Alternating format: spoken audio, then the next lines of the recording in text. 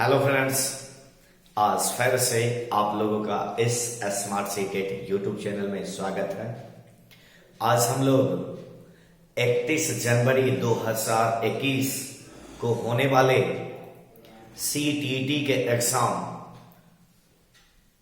के लिहाज से इस वीडियो में देखेंगे कि पेपर 1 और पेपर 2 दोनों के मैथ सेक्टर में जो गणित सेक्शन से प्रश्न पूछा जाता है और पेपर 1 में जो गणित सेक्शन से प्रश्न रहेंगे आपके वह 15 नंबर का रहता है, अर्थात 15 प्रश्न रहते हैं। और यदि हम लोग पेपर 2 अर्थात 608 की बात करें तो वहां पर आप लोगों को गणित सेक्टर में इस गणित सेक्शन से 10 प्रश्न देखने को मिलेगा। तो यह वीडियो जो बनाया गया है और आप लोगों के सामने पेश किया गया है, यह पेपर 1 और 2 दोनों के लिहाज से अहम है। तो भाई हम लोग देखते हैं कि इस वीडियो में आप लोगों के लिए हम क्या लेके आए हैं। तो भाई हम लोग देख रहे हैं कि सबसे पहला जो टॉपिक हम लोगों के स्क्रीन पर आया है वह है 10 ग्राम। क्या है भाई? 10 ग्राम। ठीक है, यदि हम लोग 10 ग्राम की बात करें तो 10 ग्राम का जो पहला लाइन आप लोगों को बताया जा रहा है वह है यह चीन की पहेली है। कहां की पहेली है भाई? तो यह चीन की पहेली। ठीक है, उसके बाद यदि हम लोग इसके टुकड़े की बात करें तो इसमें कहा जाता है कि इसमें 5 से 7 टुकड़े होते हैं। कितने टुकड़े होते हैं भाई? 5 से 7 टुकड़े होते हैं। ठीक है, उसके बाद कहा जा रहा है कि इसमें प्रत्येक चपटी आकृति, ठीक है, तो इसमें जो टुकड़ा होता है इसका जो यह चपटा भाग होता है किसी भी प्रकार से आप रख सकते हैं। ठीक है, इसके चपटे भाग को क्या कहा जाता है भाई? तो चपटे भाग को कहा जाता है 10। क्या कहा जाता है भाई? तो इसके चपटे भाग को कहा जाता है 10। ठीक है, उसके बाद इसका उपयोग किस में किया जाता है भाई? तो ज्यामिति के साथ। इसका उपयोग कहां किया जाता है? तो इसका उपयोग किया जाता है ज्यामिति के साथ। ठीक है, अब यहां से निकलता है कि यह जो 7 टुकड़ा होता है जिसे हम लोगों को 10 कहा जाता है, तो भाई इसका उपयोग कहां और किस लिए करते हैं? तो इसका उपयोग ज्यामिति के चित्र बनाने के लिए करते हैं। इतना ही नहीं, इसके टुकड़ों से हम लोग किसी भी प्रकार के जानवर, किसी भी प्रकार के जानवर या फिर पशु या फिर पक्षी या फिर किसी भी प्रकार की वस्तुओं का चित्र डिजाइन बनाने में कर सकते हैं। ठीक है, तो यहां से पूछा जाएगा कि बताइए 10 ग्राम क्या है? तो भाई क्या जवाब दीजिएगा? 10 ग्राम एक चीन की पहेली है। और यदि पूछा जाएगा कि इसमें कितने टुकड़े होते हैं तो क्या कहेगा? इसमें 5 से 7 टुकड़े होते हैं। उसके बाद आएगा कि 10 ग्राम जो होता है, 10 ग्राम का उपयोग गणित सेक्शन के किस क्षेत्र में किया जाता है? तो क्या कहेगा? गणित सेक्शन के ज्यामिति क्षेत्र में किया जाता है। फिर आएगा कि 10 ग्राम से क्या हम पशु और पक्षी के चित्र को बना सकते हैं? तो कहिएगा हाँ। 10 ग्राम के प्रत्येक भाग को अर्थात प्रत्येक चपटी आकृति जो 5 से 7 टुकड़ा होता है उस आकृति का प्रयोग कर हम किसी भी प्रकार के चित्र को बना सकते हैं। ठीक है, जैसा कि यह एक छोटा एग्जाम्पल आप लोगों को दिखाया जा रहा है, बड़ा एग्जाम्पल भी आप लोगों को आगे के वीडियो में दिखाया जाएगा कि कितने प्रकार की आकृति बनती है। ठीक है, और इससे संदर्भित कितने प्रश्न बनते हैं। ठीक है, जैसे देखिएगा यहां पर हम लोग कलर कर दिया गया है 1 2 3 4 5 6 7, मतलब 7 टुकड़ों को मिलाकर एक हमने वर्ग बना दिया। इसी प्रकार से बहुतों ढेर सारे चित्र आप बना सकते हैं। एक छोटा सा प्रयास इधर दिखाया गया है जानवर बनाने के चित्र की बात। हमने कुछ जानवर बनाने हमको तो आता नहीं है भाई, लेकिन कुछ हद तक हमने प्रयास किया। 1 2 3 4 5 6 7, तो यह कछुआ का रूप रख लीजिए या फिर कोई और रूप रख लीजिए। ठीक है, तो किसी भी प्रकार के चित्र को आप लोग 10 ग्राम की चपटी आकृति अर्थात टेन से बना सकते हैं। ठीक है, चलिए अब हम लोग इसी के दूसरे टॉपिक की बात करें तो देखते हैं कि दूसरे टॉपिक आप लोगों के स्क्रीन पर क्या आता है। तो भाई हम लोग अगला जो पॉइंट की बात करें वह आ रहा है अबेकसिया गेंतारा। क्या रहा भाई? अबेकसिया गेंतारा। यहां आप एक नाम याद रखिएगा जिसको कहा जाता है टेलर का गेंतारा। क्या कहा जाता है भाई? टेलर का गेंतारा। किसका गेंतारा? टेलर। ठीक है, टेलर नाम याद रखिएगा। तो टेलर के गेंतारा की यदि हम लोग बात करें तो इसे गणक सांचा कहा जाता है, क्योंकि इसके द्वारा हम लोग गणना सीखते हैं। क्या सीखते हैं?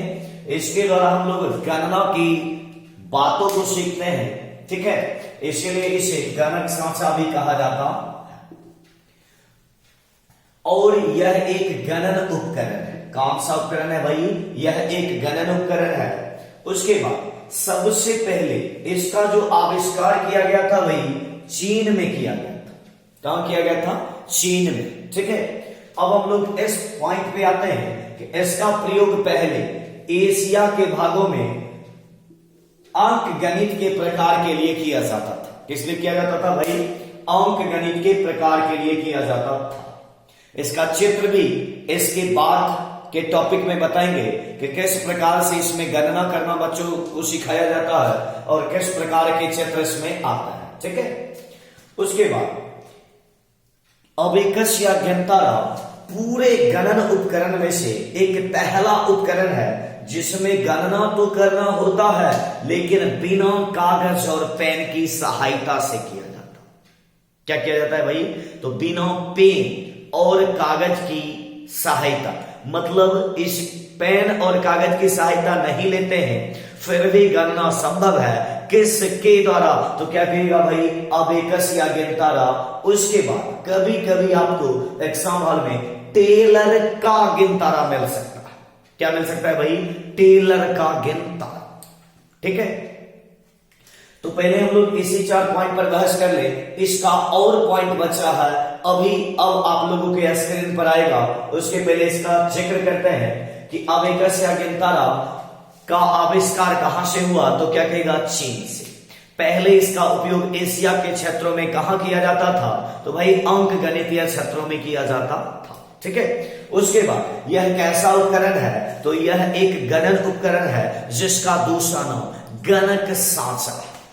ठीक है, उसके बाद आप लोगों को गणित सेक्शन में एक प्रश्न आ सकता है कि बताइए वह कौन सा ऐसा उपकरण है जिसमें बिना कागज और पेंसिल की सहायता से भी गणना को सिखाया जा सकता है? क्या कहेगा?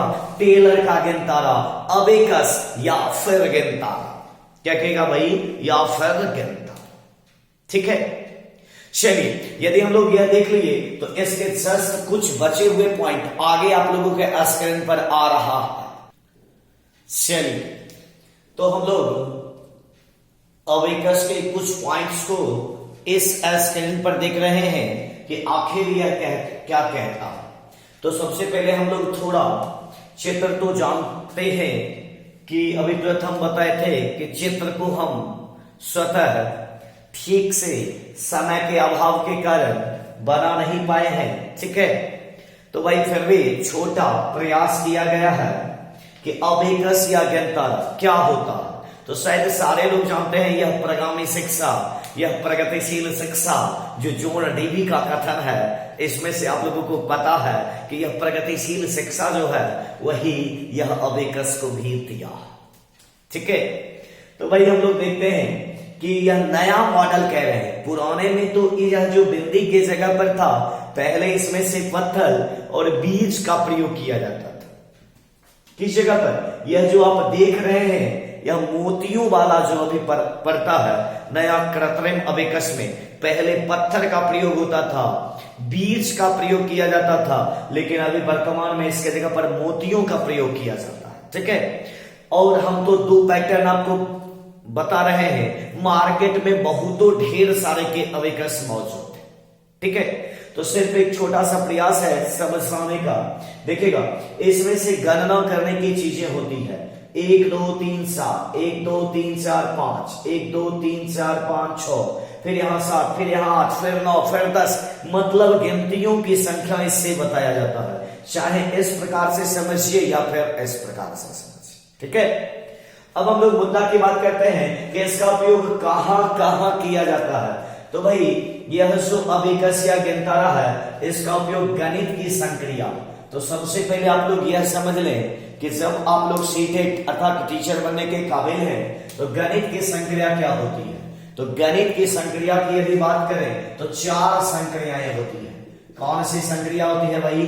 4 संक्रियाएं, जिसको कहते हैं जोड़, घटाव, गुणा और भाग, ठीक है।